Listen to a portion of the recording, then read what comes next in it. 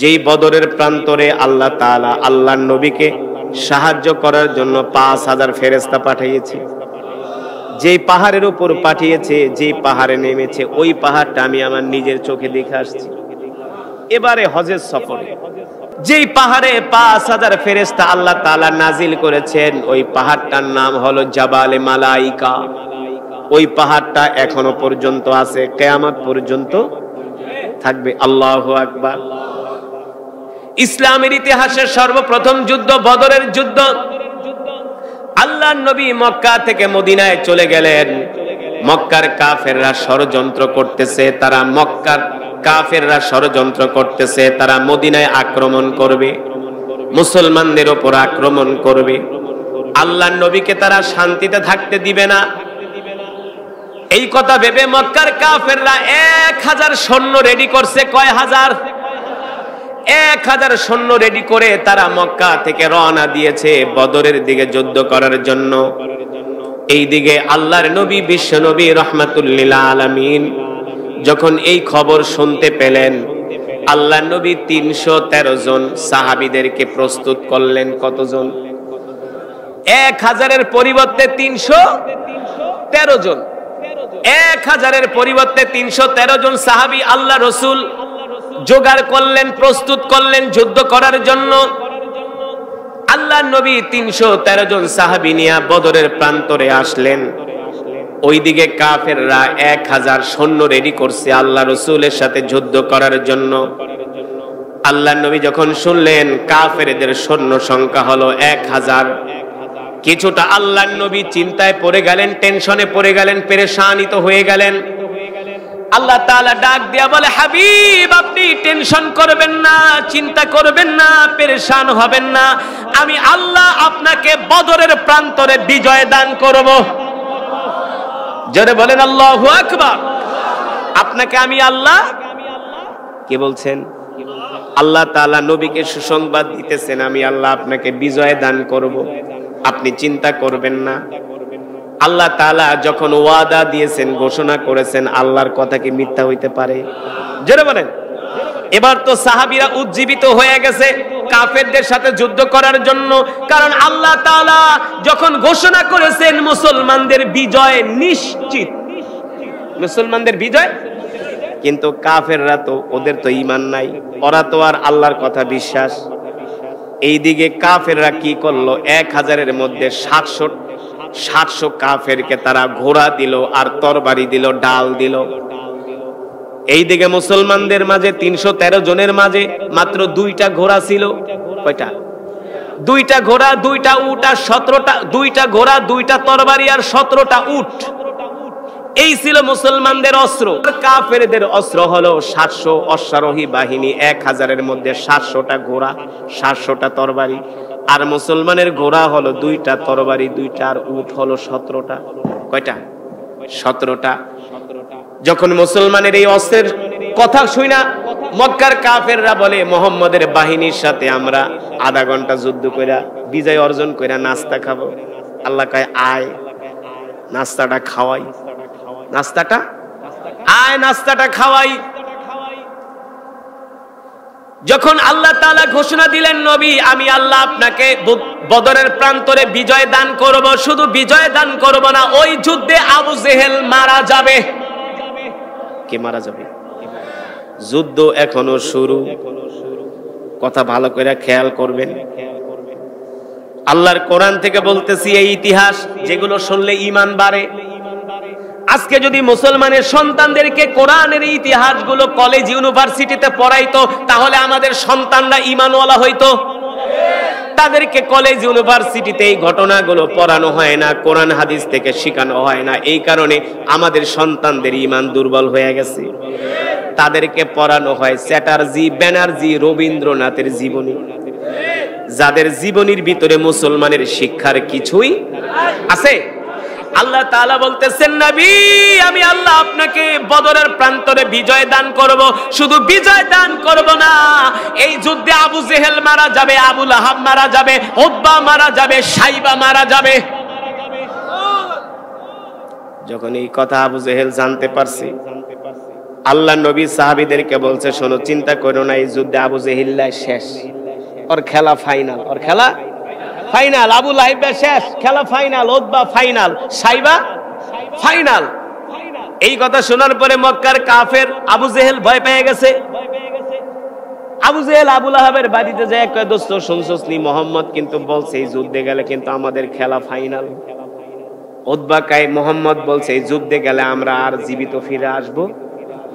এবার মক্কার কাফেররা ভয় পেয়ে গেছে। আবু জেহেল কয়, দোস্ত তাইলে আমি এই যুদ্ধে যাবো না। আবু জেহেল কি কয়? আবু লাহাব কয়, দোস্ত তুমি হইলা বড় নেতা, তুমি যদি না যাও তাহলে আমিও যাবো না, কারণ আমিও তো ফাইনাল, আমিও যাবো না। উতবা সাইবা কয়, শোনো, আবু জেহেলের কাছে আইসা আবু জেহেলকে খুশি করে কয়, নেতা গো, শোনো, মোহাম্মদকে আমরা শত্রু মনে করি, মোহাম্মদকে আমরা বিশ্বাস করি না, কিন্তু মোহাম্মদ যে নবী এর মধ্যে কোনো সন্দেহ। তো মোহাম্মদ যেহেতু বলছে ওস্তাদ, তার মানে এই যুদ্ধে গেলে আমরাও মরমু, আমরাও যুদ্ধে যাব। আবু জেহেল যুদ্ধে যাইতে ভয় পায়, গেলেই মরবো। আবু লাহাবও ভয় পায়, উতবাও ভয় পায়, সাইবাও ভয় পায়। মক্কার কাফেরদের মধ্যে সবচেয়ে বড় শয়তানের নাম হলো ওলীদ ইবনে মুগিরা। এটা হলো নাম্বার 1 হারামি। আল্লাহ রসুল বলছিল ওলীদ ইবনে মুগিরা জন্মের ঠিক নাই, ওই হলো জারস। ওলীদ ইবনে মুগিরাকে আল্লাহ রসুল বলছে ওই হলো অবৈধ সন্তান, ওর জন্মের কোনো পরিচয় নাই। যখন ওলীদ ইবনে মুগিরার কানে গেল, আবু জেহেল পিছু টান দিছে, আবু লাহাব পিছু টান দিছে, তারা যুদ্ধে যাবে না, ভয় পেয়ে গেছে, গেলেই তারা মারা যাবে। এবার ওলীদ ইবনে মুগিরা আবু জেহেলের বাড়িতে আইসা বলে, আবু জেহেল, তুমি কি আমার মান সম্মান নষ্ট করবা না? কি হয়েছে? তুমি বলে যুদ্ধে যাইবা না। যুদ্ধে কেমনে যাবো? গেলেই তো মইরা যাবো, মোহাম্মদ বলছে, আর জীবিত ফিরে আসতে পারবো না। ওলীদ ইবনে মুগিরা বলে, আবু জেহেল, তুমি কি একবারও তোমার বংশের দিকে তাকাইলা না? একবারও কি বাপদাদার কথা চিন্তা করলা না? তুমি যদি যুদ্ধে না যাও, আবু লাহাব যদি যুদ্ধে না যায়, উতবা ইবনে রবিয়া যদি যুদ্ধে না যায়, তাহলে কি আমাদের মান সম্মান থাকবো নাকি? আবু জেহেল বলে, বাবারে, এত কিছু বুঝায় লাভ নাই, আমি মরতে চাই না। কে মরতে চায়? কেউ মরতে চায়? আর ওরা তো কাফের, ওরা তো আরো মরতে চায় না, কারণ খসিরত দুনিয়া ওয়ালা আখিরা, মইরা গেল অগত দুনিয়াও শেষ, আখিরা তো। কাফেররা হলো যতদিন দুনিয়ায় আছে ততদিন খায় দেয়, ফুর্তি করে, মইরা গেলে ওদের মায়ের ছাড়া আর আগুন ছাড়া কোনো উপায় নাই, ঠিক কিনা বলেন? আর মুসলমান যদি মারা যায়, নামাজ যদি না পড়ে, মায়ের মুড়ি খাইয়া হইল জান্নাতে যাইব। আর যদি ইমানদার হয়, তাহলে মরার সাথে সাথে তার কবরটা জান্নাতের বাগান হয়ে যাইব। তার মানে মুমিন মরে গেলে সাথে সাথে জান্নাত, ঠিক কিনা বলে? এই দিক দিয়া মক্কার কাফেররা যুদ্ধে যাইতে ভয় পায়, আর ওই দিক দিয়া মদিনার সাহাবীরা যুদ্ধে আসার জন্য পাগল হয়ে গেছে। আল্লাহু আকবার। কারণ সাহাবীরা শহীদ হইলেই জান্নাত, ঠিক কিনা বলেন? কোন ক্রমেই আবু জেহেল যুদ্ধে আসবে না। এবার ওলীদ ইবনে মুগিরা কয়, শোনো আবু জেহেল, তুমি যদি যুদ্ধে না যাও তাহলে তো তুমি পুরুষ হই না, তুমি মহিলা। তাইলে একটা কাজ করি, তোমার আইনা কিছু চুরি কিনা দিই, চুরি পইরা ঘরে বসে থাকো। সত্য ঘটনা। তাইলে চুরি কিনা দিই, চুরি পইরা ঘরে বসে থাকো, মহিলাদের মতো তোমাদের যুদ্ধে যাওয়ার দরকার নাই। আবু জেহেল কয়, না না, আমি যাবো না। এইদিকে ইবলিস শয়তান, কি বড় শয়তান, কিতাবের মধ্যে আসছে, তাফসীর ইবনে কাসিরের মধ্যে, মক্কার কাফেরদের একজন লিডার ছিল যার নাম হলো সুরাকা ইবনে মালিক। এই সুরাকা ইবনে মালিকের সুরত ধরে ইবলিস শয়তান আইসা মক্কার মানুষদেরকে বুঝায়। আল্লাহ তাআলা সেই কথাটা কোরআনের মধ্যে কোট করেছেন, ওয়া ইযায়্যারা লাহুমুশ শাইতানু আ'মালাহুম ওয়া ক্বালা লা গালিবা লাকুমুল ইয়াওমা মিনান নাসি ওয়া ইন্নী জারুল লাকুম ফালাম্মা তারাআতিল ফিআতানি নাকাসা আলা আকিবাইহি ওয়া ক্বালা ইন্নী বারীউম মিনকা ইন্নী আখাফুল্লাহ আল্লাহু শাদীদুল ইকাব। আল্লাহু আকবার। ইবলিস শয়তান আইসা মক্কার কাফেরদেরকে সুরাকা ইবনে মালিকের সুরত ধরে বলে, শোনো মক্কার কাফেররা, তোমরা চিন্তা করবা না, আমি সুরাকা ইবনে মালিক তোমাদের সাথে আছি। আমি তোমাদেরকে যুদ্ধের ময়দানে নেতৃত্ব দিয়ে নিয়ে যাব, আমি অগ্রভাগে থাকব। আক্রমণ হলে আগে আমার উপর হবে, আমি সবার আগে মুহাম্মদের সাথে মোকাবেলা করব, সবার আগে আমি মোকাবেলা করব। ইবলিস শয়তান বলতেছে, কথাটা ভালো করে খেয়াল করেন। ইবলিস শয়তান বলে, ভয় পাও না, আমি সর্বপ্রথম মুহাম্মদের সাথে মোকাবেলা করব, তোমরা ভয় পাও কেন? আমি মরলে না তোমরা মরবা। এবার আবু জেহেল কয়, তাইলে যাওয়া যায়, তাইলে ঠিক আছে, তাইলে চলো। এবার ইবলিস শয়তান মক্কার কাফেরদেরকে উত্তেজিত করলো। কি করলো? উত্তেজিত কইরা বলে, চলো যুদ্ধের ময়দানে। এবার ইবলিস শয়তান সবার আগে পতাকা নিছে। মক্কার কাফেরদের পতাকা কার হাতে? ইবলিস শয়তানের হাতে। ওই সূরা ইবনে মালিকের সূরত দুইটা নেতা সাইজাকে, আমার হাতে পতাকা দাও। তা ইবলিস শয়তানকে আমার হাতে পতাকা দাও। এবার সবাই উত্তেজিত হয়ে গেছে। আর ইবলিস শয়তান শুধু এই কথাই বলে না, ওয়াকালা লা গালিবা লাকুমুল ইয়াওমা মিনান নাসি ওয়া ইন্নী জারুল লাকুম ফালাম্মা তারাআতিল ফিআতানি নাকাসা আলা আকিবাইহি ওয়া ক্বালা ইন্নী বারিউম মিনকা ইন্নী আরা মা লা তারাউনা ইন্নী আখাফুল্লাহ আল্লাহু শাদীদুল ইকাব। এবার ইবলিস শয়তান পতাকা নিয়ে সবার আগে আগে হাঁটতেছে, আর মক্কার বড় বড় লিডাররা পিছনে পিছনে হাঁটতেছে। সবাই ঘোড়া আর তরবারি হাঁকায়া বদরের দিকে আসতেছে, বদরের দিকে আসতেছে। কিন্তু ইবলিস শয়তান তো অদৃশ্যের অনেক কিছুই দেখে, কিন্তু মানুষ তো আর সেটা দেখতে পায়। শয়তান যা দেখে মানুষ কি সেটা দেখতে পায় নাকি? আল্লাহ তাআলা কোরআনুল কারীমের মধ্যে বলছেন, বালা ইন তাসবিরু ওয়া তাত্তাকু ওয়া ইয়াতুকুম মিন ফাওরিহিম হাদা ইউমদিদুকুম রাব্বুকুম বিখামসাতি আলাফিম মিনাল মালাইকাতি মুসাউইমিন। নবী হে আমার, আমি আল্লাহ শুধু বদরের প্রান্তরে আপনাকে সাহায্যই করব না, আমি আল্লাহ বদরের প্রান্তরে আপনাকে সাহায্য করার জন্য 5000 ফেরেশতা পাঠায়া দিব। আসমান থেকে আপনাকে সাহায্য করার জন্য আমি আল্লাহ কয় হাজার ফেরেশতা? 5000 ফেরেশতা আমি আল্লাহ আসমান থেকে নাজিল করব জমিনে আপনাকে সাহায্য করার জন্য। সুবহানাল্লাহ বলে। এবার যখন আল্লাহ তাআলা 5000 ফেরেশতা আসমান থেকে পাঠাইতেছে, ফেরেশতাগুলো নামতেছে। ফেরেশতাগুলো কোথায় নামতেছে? ওই যে বদরের প্রান্তরে যেই পাহাড় নাম জাবালে মালাইকা, ওই জাবালে মালাইকার উপরে 5000 ফেরেশতা ডাল তরবারি নিয়া, জুব্বাওয়ালা, পাগড়িওয়ালা, লম্বা লম্বা, এক একটা 70 হাত 80 হাত লম্বা, এই ফেরেশতারা তরবারি নিয়া নামতেছে। এই দৃশ্য তো আর আবু জেহিলও দেখে না, আবু লাহিবও দেখে না, ওলীদ ইবনে মুগীরাও দেখে না। দেখে কে? কে দেখে এই দৃশ্য? শয়তানে দেখা কয়, বাবারে শুনলাম মুহাম্মদের 313 জন, এখন যে দেখতেছি হাজার হাজার লম্বা লম্বা জুব্বাওয়ালা, পাগড়িওয়ালা, তরবারি নিয়া, বড় বড় তরবারি নিয়া নামতেছে। এক একটা তরবারি হইল 20 হাত 30 হাত লম্বা। যুদ্ধ করা লাগবে না, খালি এক জায়গা থেকে একটা তাও মারবো, একটাই শেষ। এক জায়গা দিয়া খালি এমন করে একটা আসর মারবো, সবগুলা শেষ। এই দৃশ্য তো আর আবু জেহিল্লারা দেখে না। শয়তান দেখা ভয় পেয়ে গেছে। এবার শয়তান কয়, বাবারে আমি আর তোমাদের সাথে নাই, আমি আমার পথে হাঁটলাম। মক্কার কাফেররা আবু জেহিল্লার হাত ধরে, শয়তানের হাত ধরে সূরা ইবনে মালিকের সূরত ধরছে। কয়, তুই তো আমাদেরকে উত্তেজিত করে যুদ্ধে নিয়ে আইছিস, এখন তুই চলে যাবি কেন? আমি কেন চলে যাবো? এটা আমি তো দেখতেছি, তোরা তো দেখোস না। কয়, কি দেখতেছিস? কয়, দেখতেছি আসমান থেকে 5000 ফেরেশতা নামতেছে। কয়, কস কি? এগুলা কি মানুষ না? কয়, মানুষ না, এগুলা নিশ্চিত ফেরেশতা। আমি ওদের সম্বন্ধে জানি, একটাও জীবন নিয়ে মক্কায় ফিরতে পারবি না, একটাও জীবন নিয়ে মক্কায় ফিরতে পারবি না। আমি আর এই যুদ্ধে নাই, তোরা আর সামনে বাড়াইস না, আমি গেলাম। আর শোন, এতদিন বলছি তোরা এই যুদ্ধে বিজয় অর্জন করবি, কিন্তু এখন আমি বইলা গেলাম যুদ্ধে বিজয় অর্জন করা তো দূরের কথা, একটাও জান নিয়ে ফিরতে পারবি না। এই কথা কয়া ইবলিস শয়তান ওই কাফেলা থেকে ভাইগা চলে আসছে। এইদিকে ওলীদ ইবনে মুগীরা মক্কার কাফেরদেরকে উত্তেজিত করে কয়, সূরা ইবনে মালিক হলো একটা মুনাফিক, ওর কথা বিশ্বাস করো না, তোমরা আমার নেতৃত্বে চলো, এই যুদ্ধে আমরাই বিজয় অর্জন করব। এই কথা বলে মক্কার কাফেররা 1000 বাহিনী নিয়ে যখন বদরের প্রান্তরে আসলেন, বদরের প্রান্তরে আসার পরে তারা তাবু গাড়লেন। মুসলমানরা 313 জন গোয়েন্দা পাঠাইলেন, যায় দেখো তো মুহাম্মদের অবস্থা কি। মক্কার কাফেররা আইসা দেখলো মুসলমানরা হলো 313 জন, উট 17টা, ঘোড়া 2টা আর তরবারি 2টা।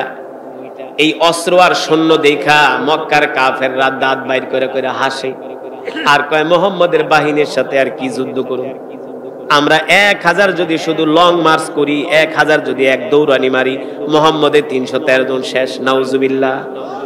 আল্লাহ তাআলা বলে, নবী আপনি ভয় পাবেন না, আপনি টেনশন করবেন না, কষ্ট পাবেন না, আমি আল্লাহ আপনাকে 5000 ফেরেশতা দিয়ে সাহায্য করব।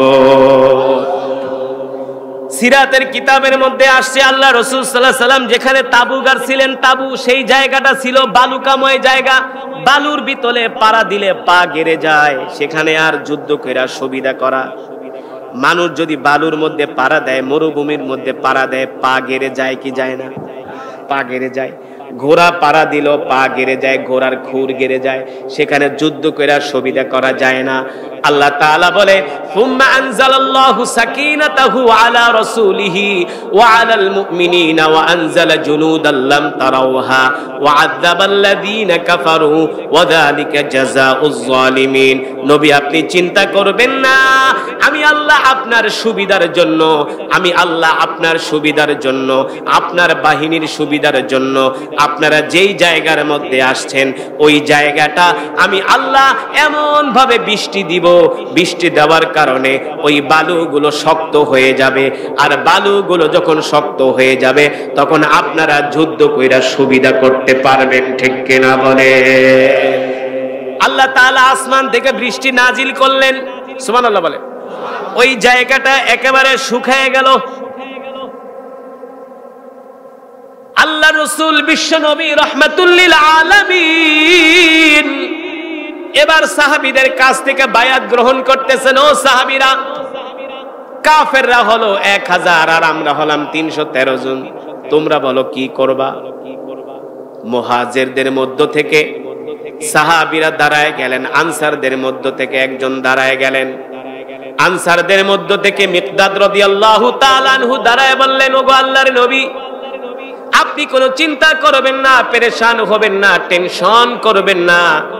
বনি ইসরাইলরা পয়গম্বর মূসাকে যেই কথা বলছে, মূসা তুমি আর তোমার আল্লাহ যায়া যুদ্ধ করো, আমরা যুদ্ধ ঠুদ্ধ করতে পারবো না, যদি যুদ্ধে বিজয় অর্জন করো তাহলে মিষ্টির পোটলা নিয়ে আমাদের কাছে আইসো, আমরা মিষ্টি খাবো। বলেন নাউজুবিল্লাহ। আনসার সাহাবীরা বলে, ওগো আল্লাহর নবী, আমরা আপনাকে এই কথা বলবো না, আমরা আপনাকে আশ্বস্ত করতেছি, ওয়াদা করতেছি, আপনার হাতে হাত রেখে আমরা বায়াত গ্রহণ করতেছি, আমরা আপনার ডানে, আমরা আপনার বামে, আমরা আপনার পিছনে, আমরা আপনার সামনে থেকে আল্লাহর জমিনে দ্বীন কায়েম করার জন্য আমরা যুদ্ধ করব। আপনি আগায় যান, এগিয়ে যান, এক বিন্দু রক্ত থাকা সত্ত্বেও আমরা যুদ্ধের ময়দান থেকে পলায়ন করব না। আল্লাহু আকবার। এই কথা শোনার পরে আল্লাহ রাসূলের চোখ দিয়ে আনন্দের পানি চলে আসলো। এবার মুহাজিররা বলল, গো আল্লাহ রাসূল, আমরা তো আপনার জন্য জীবন দেওয়ার জন্য প্রস্তুত। সুবহানাল্লাহ বলবেন না? কিন্তু ওই সময়ে যদি আমরা থাকতাম, বলতাম, নবীজি 1000-এর বিরুদ্ধে 313 জন নিয়ে ময়দানে যাইবেন, আমরা পারুম ঠারুম কিনা একবার চিন্তা করেন। কিন্তু সাহাবীরা এই কথা বলেন নাই। সাহাবীরা বলছেন, গো আল্লাহর রাসূল, আপনি শুধু অর্ডার দেন, আমাদেরকে আদেশ করেন, আমরা আমাদের সন্তানকে এতিম করতে রাজি, স্ত্রীকে বিধবা করতে রাজি। আল্লাহু আকবার। আল্লাহর জমিনে দ্বীন কায়েম করার জন্য আমরা এক কদমও পিছপা হব না। ঠিক কিনা বলে? শুধু এখানেই শেষ নয়, আল্লাহ তাআলা 5000 ফেরেশতা দিয়ে সাহায্য করেন নাই, বৃষ্টি দিয়ে সাহায্য করেন নাই। আরবের বুকে যখন যুদ্ধ হতো, যাদের কাছে পানি থাকতো তারাই যুদ্ধে সুবিধা করতে পারত, কারণ মরুভূমিতে প্রচন্ড গরম। গরমে কি দরকার? কি দরকার? এখনো যারা সৌদি আরবে হজ ওমরা করতে যান, পানি কত প্রকার কি কি ওইখানে গেলে বোঝা যায় না? এখনো সৌদি আরবে তেলের চেয়ে পানির দাম বেশি, কারণ এত গরম, প্রচন্ড গরম। 10 মিনিট পানি না খায়া থাকা যায় না। থাকা যায়? কলিজা শুকায় যায়। এখানে যারা আছেন এর মধ্যে কয়জনে হজ করছেন? হাত উঠান তো। কয়জন হাজি সাহেব আছে দেখি? হাজি বড় হজ করছেন? একজন। বড় হজ একজন। লা হাওলা ওয়ালা কুওয়াতা ইল্লা বিল্লাহ। কম হইলো তো এই মজমার ভিতরে 10 জন হাজি সাহেব থাকার কথা আছে। হজ কেন করবেন? সম্পদ যা আছে রাইখা যান। সম্পদ সম্পদ দিচ্ছেন না, কারণ আপনার কবর দেওয়ার জন্য তো 1 বিঘা জায়গা লাগবে। দরকার নাই, সম্পদ দিচ্ছেন না। বাংলাদেশের হাজি সাহেবানরা হজ করতে যায় 70 বছর হইলে। কয় বছর? 70-80 বছর বয়সে হজ করতে যায়। পরে তোয়াফ করতে যায় এমন গরম, আর সৌদি আরবে এমন গরম, পরে লাস্টে যায় মাথা ঘুরায় ভেটকা পড়ে থাকে। হ্যাঁ, আবার সেলান দিয়া লাগে 3 জন ধরতে। 3 জন লাগে ধরতে। গত হজে এক হাজি হারায় গেছে, বয়স 80 বছর। 80 বছর বয়সে আপনার হজ করতে যেতে কে বলছে? কে বলছে আপনি 80 বছর বয়সে হজ করতে যাবেন? আপনি হজ করবেন 40 বছর বয়সে, যখন আপনার গায়ে শক্তি থাকবে। আল্লাহ রাসূল বলছেন, যার উপরে হজ ফরজ, হজ করার মতো যার কাছে অর্থ আছে, সে যদি হজ না করে মারা যায়, সে মুসলমান হয়ে মরুক, ঈমানের উপরে মরুক, কিংবা অন্য কোন ভাবে সে মারা যাক, আমার রাসূলের দেখার বিষয় না। আমি রাসূল তাকে সুপারিশ করব না যদি আপনার উপর হজ ফরজ হয়। আল্লাহ রাসূল কত কঠোর ভাষায় সতর্ক করছে, কিন্তু আমাদের দেশের মানুষ হজ করতে চায় না। আপনাদের এই গ্রামের মধ্যে আমি চ্যালেঞ্জ করে বলতে পারি, মিনিমাম কম হলেও 50 জনের উপরে হজ করা ফরজ আছে, এমন সম্পদ আছে। ঠিক আমরা কি বুঝি না? আপনার 1 বিঘা সম্পদ বেচেন হজ করার জন্য, কার জন্য রাখা যাবেন? কার জন্য রাখবেন? আপনি যে হজ করছেন না, আল্লাহর ঘর, আহ কত মজা আল্লাহর ঘর দেখতে। কথা মজা না? এই শান্তি, আল্লাহর ঘর দেখলে যে একটা শান্তি হৃদয়ে, পৃথিবীর কোন ডিকশনারির ভাষা দিয়া বোঝানো যাবে। জীবনের প্রথম যখন আল্লাহর ঘর দেখলাম, বিশ্বাস করেন, আল্লাহু আকবার, জীবনের প্রথম যখন খানায় কাবায় চোখ দিয়া দেখলাম, আর দেখার পরে আর কথা বলতে পারি না, হাউমাউ করে কান্না করে দিলাম। আল্লাহর ঘর দেখলে শুধু হৃদয়ে শান্তি লাগে, ঠিক কিনা বলেন? এগুলো আপনাদেরকে কিভাবে বুঝাবো না গেলে? এই কারণে আল্লাহর ঘরে যাবেন, হজ করবেন। যাদের অর্থ আছে বারবার মক্কা মদিনায় যাবেন, উমরা করবেন যদি অর্থ থাকে। আবার অনেকে অর্থ থাকলে আল্লাহর ঘরে যেতে পারে না, আল্লাহ তাআলার পক্ষ থেকে কবুলিয়াত থাকে, মঞ্জুরি থাকতে হয়। আল্লাহ তাআলার কাছে দোয়া করতে হয় যে আল্লাহ, আপনি আমাকে আপনার ঘরে নেন, আপনার ঘরে হাজিরা দেওয়ার তৌফিক দেন। যেটা বলছিলাম, সৌদি আরবে এত গরম, এত গরম, 10 মিনিট পানি না খেয়ে থাকা যায় না। যুদ্ধের ময়দানে যাদের কাছে পানি থাকে তারাই যুদ্ধের সুবিধা করতে পারে। মক্কার জমিনে বদরের প্রান্তরে মুসলমানরা একটা পানির কূপের সন্ধান পেল। ওই কূপের পানি হলো লবণাক্ত, তিতা তিক্ত পানি, মুখে দেওয়া যায় না, মুখে দিলেই একেবারে লবণাক্ত পানি। সাহাবীরা যখন কূপের সন্ধান পেল, আল্লাহ রাসূলকে যে বললেন, গো আল্লাহর নবী, আমরা একটা বদরের প্রান্তরে পানির কূপের সন্ধান পেয়েছি, কিন্তু কথা হলো এই পানি যখন মুখে দেই, পানি হলো লবণাক্ত, তিতা, মুখে নেওয়া যায় না। আল্লাহ রাসূল বলল, চলো আমাকে নিয়ে চলো। যখন আল্লাহ রাসূলকে ওই পানির কূপের কাছে নিয়ে যাওয়া হলো, আল্লাহ রাসূল আঙ্গুল দিয়ে একটু পানি মুখে দিলেন, দেখলেন পানি হলো লবণাক্ত, তিতা, এই পানি মুখে নেওয়া যায় না।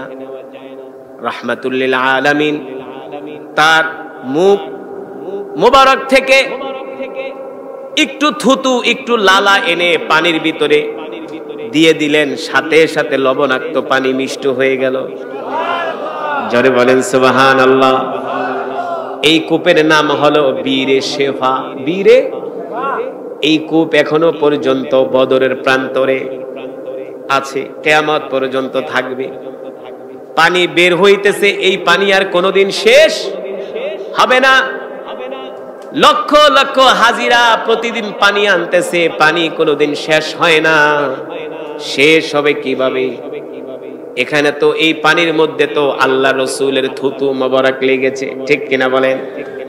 আল্লাহ তাআলা বলে, হাবিব, আমি আল্লাহ আপনাকে বদরের প্রান্তরে একটা পানির কূপ দিলাম, লবণাক্ত পানি আপনার থুতু মোবারকের কারণে মিষ্ট হয়ে গেল। আল্লাহু আকবার। 5000 ফেরেশতা দিয়ে আপনাকে সাহায্য করলাম। এবার কাফেরদের সাথে যখন যুদ্ধ লেগে গেল, আল্লাহু আকবার, কাফেরদের সাথে যুদ্ধ লেগে গেল, তুমুল যুদ্ধ। মুসলমানরা মাত্র 2টা ঘোড়া আর তরবারি নিয়ে 1000 কাফেরের উপরে আক্রমণ শুরু করে দিলেন। আল্লাহু আকবার। আক্রমণ করতে করতে একজন মুহাজির সাহাবীর তরবারি ভেঙে গেছে। আল্লাহ রাসূলকে এসে বলে, ওগো নবীজি, আমার তো তরবারি ভেঙে গেছে, আমি এখন যুদ্ধ করব কি দিয়া? আল্লাহ রাসূল ওই সাহাবীর হাতে একটা কাঠের টুকরা উঠাইয়া দিলেন। ওই সাহাবী বললেন, আল্লাহ রাসূল তার বরকতি হাত দিয়া যখন আমার হাতে একটা কাঠের টুকরা উঠাইয়া দিলেন, আমি ওই কাঠের টুকরাটা দিয়া কাফেরদের সাথে যুদ্ধ করতে লাগলাম। আমার কাছে মনে হলো লোহার তরবারির চেয়ে কাঠের টুকরাটা আরো বেশি ধারালো হয়ে গেছে, আরো বেশি ধারালো হয়ে গেছে। মুসলমানরা এমন ক্ষিপ্র গতিতে যুদ্ধ শুরু করে দিলেন, মুসলমানরা এমন তুমুল বেগে যুদ্ধ শুরু করে দিলেন, এক যুদ্ধে কাফেররা মায়ের খায়া তারা সেই বদরের প্রান্তর থেকে মক্কার দিকে পালাতে শুরু করলেন। মক্কার দিকে কাফেররা পালায়া যাইতে শুরু করলেন। ওই যুদ্ধে 70 জন কাফের নিহত হয়েছে। কতজন? 70 জন নিহত হয়েছে, মুসলমানদের হাতে মরছে। আর 70 জনকে বন্দী করা হয়েছে। কতজন? 70 জনকে বন্দী করা হয়েছে, 70 জন নিহত হয়েছে। আর মুসলমানদের মধ্যে মাত্র 14 জন শহীদ হয়েছে। আল্লাহু আকবার। যখন যুদ্ধ থেমে গেল, এবার যে ফেরেশতারা নাইমা বদরের প্রান্তরে ওই যে কাফেরদের সাথে লড়াই করছে, এখন এক কাফের আর এক কাফেরকে বলে, দোস্ত, দেখতেছি মোহাম্মদের বাহিনীকে ছোট ছোট মানুষ, কিন্তু ওই যে বড় বড় লম্বা লম্বা তরবারি নিয়ে নামছে, ওরা কোথায় গেল? ওদেরকে তো দেখতে পাই না, ওরা কোথায় গেল? আল্লাহ রাব্বুল আলামিন বলেন, নবী, আমি আল্লাহ আপনাকে সাহায্য করার জন্য আসমান থেকে 5000 ফেরেশতা পাঠাইছি। আল্লাহু আকবার। যেই পাহাড়ে 5000 ফেরেশতা নামছে, এই পাহাড়টা আমি নিজের চোখে দেখে আসলাম, নিজে ওই পাহাড়ে হাইটা হাইটা উঠছি। সবচেয়ে বড় আশ্চর্যের বিষয় হলো, সৌদি আরবে যত পাহাড় আছে সব পাহাড়গুলো হলো পাথরের পাহাড়, শক্ত পাহাড়। গেছেন আপনারা? দেখছেন? শক্ত পাহাড়, পাথরের পাহাড়, পাথরের পাহাড়, কিন্তু বড় বড় পাথর। এক একটা পাথর মনে করেন এক একটা টুকরা কয়েক টন। কিন্তু যেই পাহাড়ে 5000 ফেরেশতা আল্লাহ তাআলা নাজিল করছেন, 5000 ফেরেশতা নামছেন, ওই পাহাড়ের পাথরগুলো একেবারে পাউডারের মতো গুঁড়া গুঁড়া, পাউডারের মতো গুঁড়া গুঁড়ো। মনে হয় যে মেশিন দিয়ে ওই পাথরগুলাকে গুঁড়া করা হয়েছে। কি এক আশ্চর্য বিষয়! প্রায় 1 থেকে 1200 ফিট 1500 ফিট উঁচু, 1500 ফিট উঁচু পাহাড়টা। আপনারা যদি 1500 ফিট পাথর বালু দিয়া যদি এক জায়গায় স্তূপ করেন, অথবা কোনো পাথরে যদি আপনারা মেশিন দিয়া গুঁড়া করে যদি 1500 ফিট 1500 ফিট উঁচু করেন, ওই পাথরগুলো গড়ায় গড়ায় পড়বে কিনা? পড়বে না। কিন্তু বিশ্বাস করেন, যদি নিজের চোখে দেখতেন, প্রায় 1.5 থেকে 2000 ফিট উঁচু ওই পাহাড়টা, শুধু পাউডারের মতো পাথরগুলো গুঁড়া হয়ে গেছে, কিন্তু ওই বালুগুলো, ওই পাথরগুলো কখনো জমিনে গড়ায় গড়ায় পড়ে না, যেমন পাহাড় অমনি আছে। আমি আরবের এক শায়েখকে জিজ্ঞেস করলাম যে পাথর উচিত তো ছিল, হওয়ার কথা ছিল যে ওই গুড়া পাথরগুলো পাউডারের মতো ছড়িয়ে ছড়িয়ে নিচে পড়ে সমতল হয়ে যাবে, তা পড়ে না কেন? পরে এক বাংলাদেশে ইমাম বলল, ভাই পড়ব কেন, বুঝেন না? এটা তো আল্লাহ তাআলার কুদরত, এটা নিদর্শন। 5000 ফেরেশতা নামার কারণে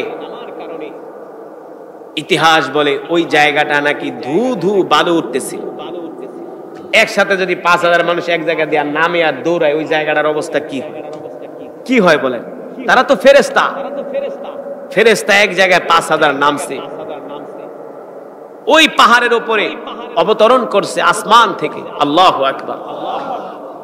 পাহাড়ের পাথরগুলো পাউডার হয়ে গেছে ফেরেশতাদের পায়ের আঘাতে। এবার বুঝেন এই ফেরেশতা কেমন শক্তিশালী। তো এই ফেরেশতাদের সামনে ওই সমস্ত আবু জেহিল্লা ঠাবু জাহিল্লার বাহিনী কখনো দাঁড়াইতে পারে? জোরে বলেন, পারে? সম্ভব?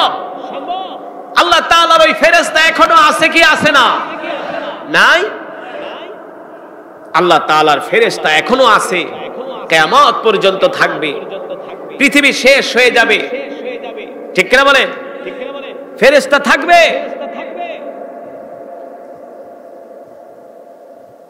এ যুবক বন্ধু, কোরআন পড়তে পারো না, যদি তুমি কোরআনের মহব্বতে কিছুটা সময় কোরআনের মজমায় বসো, আর এই কোরআনের তেলাওয়াত শুনে যদি চোখের পানি ছেড়ে আল্লাহ তাআলার কাছে দোয়া করো, মালিক আপনার কোরআন শিখতে পারি নাই, আপনার কোরআন পারি না, মালিক একজন কোরআনের কারি আমাদের এলাকায় আসছে, যার কোরআন তেলাওয়াত শুনে আমার পাথরের মতো হৃদয়টা মোমের মতো গলে গেছে, মালিক গো আপনার কোরআন শিখতে পারি নাই, এটা আমার অপারগতা, এটা আমার অন্যায়, এটা আমার ভুল, মালিক গো আপনার কোরআনকে ভালোবাসি, আপনার কোরআনকে মহব্বত করি, আপনার কোরআনকে ভালোবেসে আমি কোরআনের মজমায় বসেছি।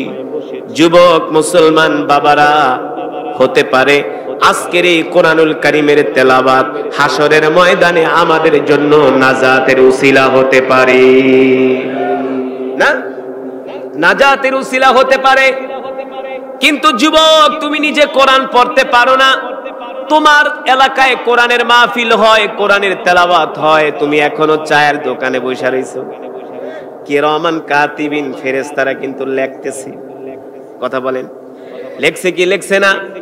কিরামান কাতিবিন ফেরেশতারা লিখতেছে, তুমি কি করতেছো?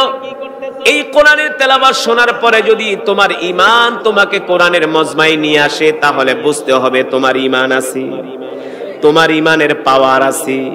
আর যদি তোমার ঈমান তোমাকে কোরআনের মজমায় আসতে না পারে, তোমার ঈমান যদি তোমাকে কোরআনের মজমায় না নিয়ে আসতে পারে, তাহলে বুঝতে হবে তোমার ঈমান ক্যান্সারে ধইরা গেছে, তোমার ঈমান প্যারালাইসিস হয়ে গেছে, ঠিক কিনা বলেন?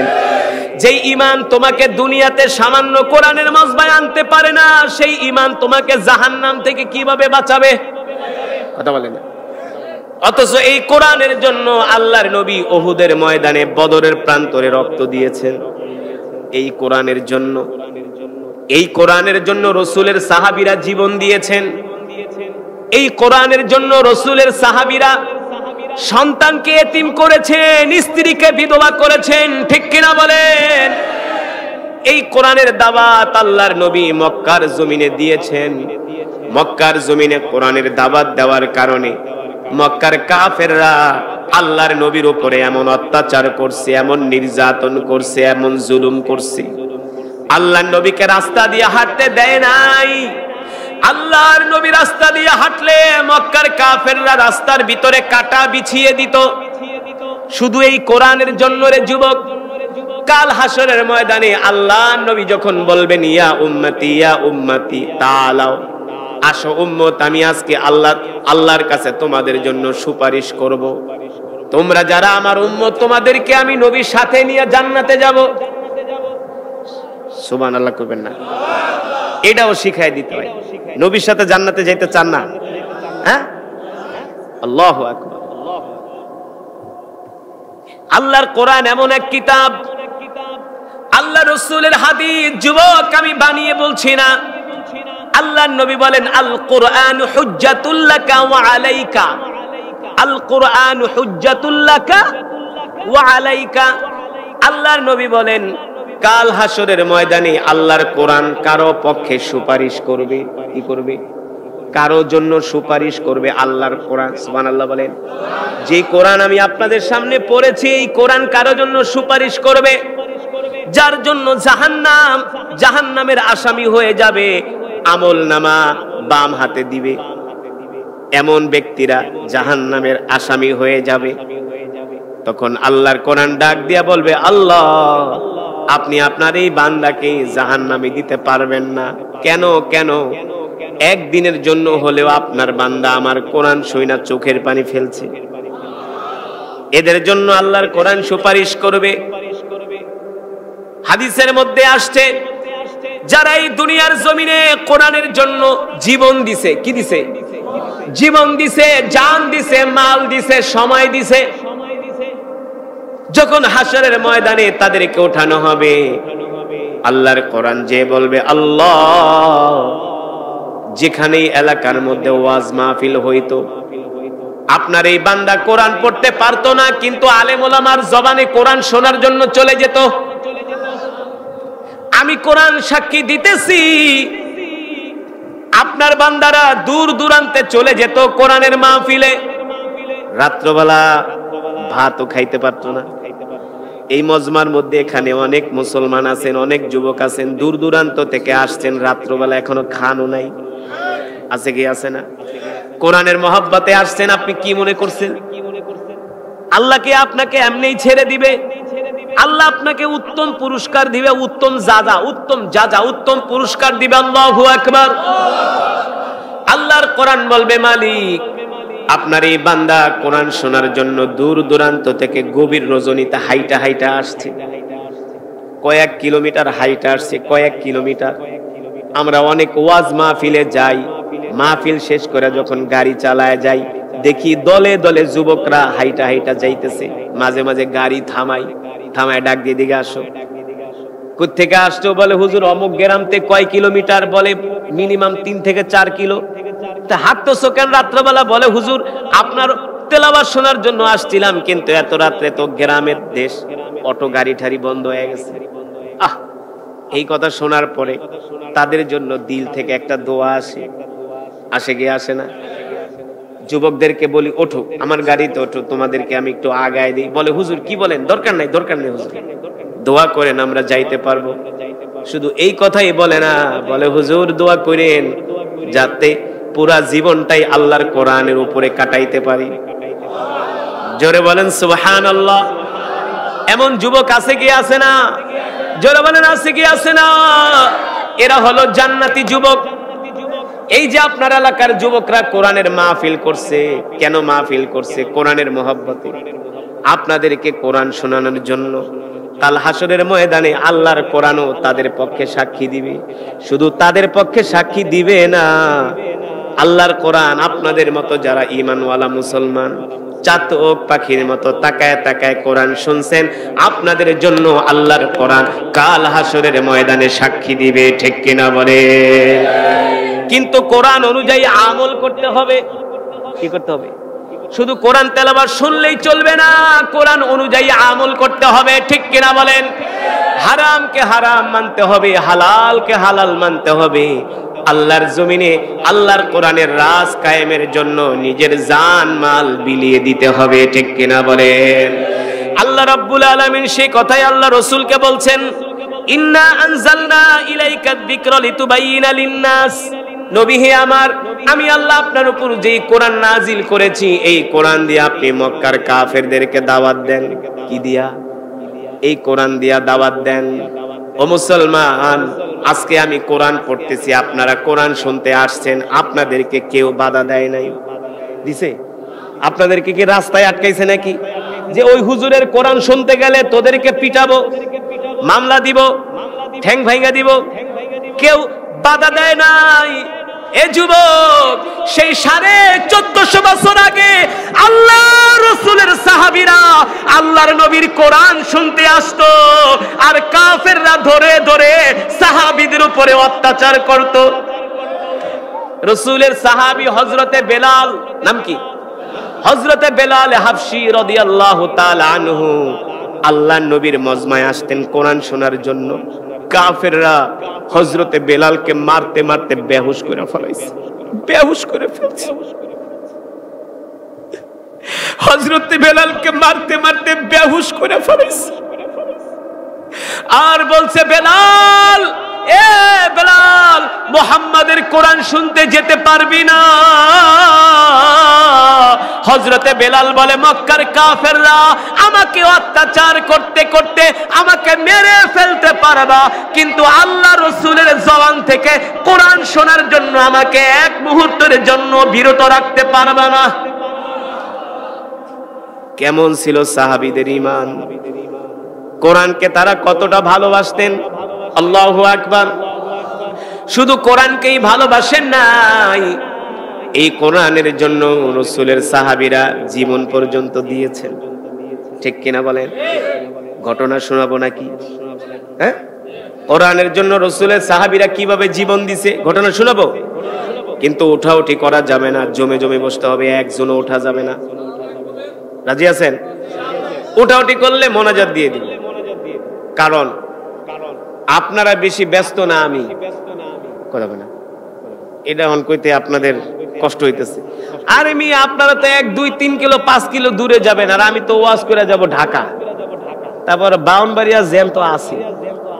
কপাল ভালো হইলে ফজর সকাল 10টাও বাজতে পারে। তাই ব্যস্ততা কার বেশি? আমার না, না আপনাদের? তো আমি যদি বয়ান করতে পারি, আপনারা শুনতে পারবেন না?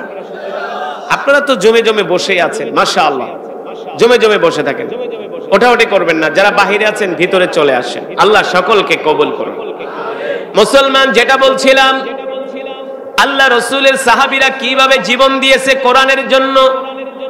ইসলামের ইতিহাসে একটা যুদ্ধ হয়েছে, ইসলামের ইতিহাসে সর্বপ্রথম যুদ্ধ, যার নাম হলো বদর। শুনছেন? কোন যুদ্ধ? বদর। সুবহানাল্লাহ বলবেন না? নির্বাচনী প্রচারণায়, নির্বাচনের মিটিং এ গেলে এর চেয়ে বেশি সওয়াব পাওয়া যায়। হ্যাঁ, নেতার ডাকে গেলে এর চেয়ে বেশি সওয়াব পাওয়া যায়। চায়ের দোকানে বসে বাংলা সিনেমা দেখলে খুব সওয়াব। আপনারা যে কোথায় আসছেন আপনারা নিজেরাও জানেন না। এটা হলো জান্নাতের বাগান। আল্লাহু আকবার বলেন। সত্যি করে বলেন, আমি যে কোরআন পড়েছি আপনাদের কাছে কেমন লেগেছে? আল্লাহু আকবার। আসমানের নিচে, জমিনের উপরে কোরআনের সুরের মতো এত মায়াবী, এত হৃদয়গ্রাহী সুর পৃথিবীতে আর হতে পারে না। পারে? জীবনে কত গান পৃথিবীতে আসে আর যায় না। শোনেন, আমি বয়ান করব, বয়ান করার আগে একটা শর্ত আছে। আমার আপনাদের কাছে একটা চাওয়া আছে, একটা আবদার আছে, একটা আকুতি আছে। বলবো? বলবো? আপনারা কি কোরআনকে ভালোবাসেন? আলেম ওলামাদেরকে ভালোবাসেন? কোরআনকে মহব্বত করেন? যদি কইরা থাকেন, যতক্ষণ বয়ান চলবে একজনও উঠাউঠি করা যাবে না। কোরআনের জন্য কিছু সময় কোরবানি করতে পারবেন তো ইনশাআল্লাহ? কে কে পারবেন না হাত উঠান। ওবা খিতা খল্লা রে বা। কোরআনের জন্য কে কে একটু সময় কোরবানি দিতে পারবেন? হাত উঠিয়ে আল্লাহকে দেখান। লিল্লাহে তাকবীর। হাত সোজা করেন, সোজা করেন মিয়া, সোজা করেন, আরো সোজা করেন। ডাক দেন, ইয়া আল্লাহ। আরো জোরে বলেন, ইয়া আল্লাহ। আমাদের গুনাহগুলো মাফ করে দেন, শেষ মোনাজাত দিয়া যাওয়ার তৌফিক দেন। বলি আমিন। হাত নামান। আমি কি আপনাদেরকে খেলা দেখার জন্য বসতে বলছি? সিনেমা দেখার জন্য? আমি আপনাদেরকে নেক আমল করার জন্য বসতে বলছি। আমি আপনাদেরকে কোরআনের দাওয়াত দিয়েছি। আরে ওরা যদি সিনেমা দেখার জন্য দাওয়াত দিতে পারে, ওরা যদি ফুটবল খেলা দেখার জন্য দাওয়াত দিতে পারে, ওরা যদি ক্রিকেট খেলা দেখার জন্য দাওয়াত দিতে পারে, আমি কেন কোরআন শোনার জন্য দাওয়াত দিতে পারবো না? ঠিক কিনা বলেন? এটাই হলো আসমানের নিচে জমিনের উপরে উত্তম দাওয়াত। যেই কোরআনের তেলাওয়াত শুনলে ঈমান বেড়ে যায়। আমি বলছি, কে বলছেন? কে বলছেন? ওয়া ইযা তুলিয়াত আলাইহিম আয়াতুহু যাদাতুহুম ঈমানা। এ মুসলমান, আল্লাহ নিজে বলছেন আমার কোরআন পড়ো, আমার কোরআন শোনো, তাহলে আমি আল্লাহ তোমাদের ঈমানকে বাড়িয়ে দিব। কিন্তু সত্যি করে বলেন, সমাজের কত পার্সেন্ট মানুষ কোরআন পড়তে পারে? কত পার্সেন্ট? ডাক্তার, ইঞ্জিনিয়ার, ব্যারিস্টার, কথা কয় না? Doctor, engineer, barrister,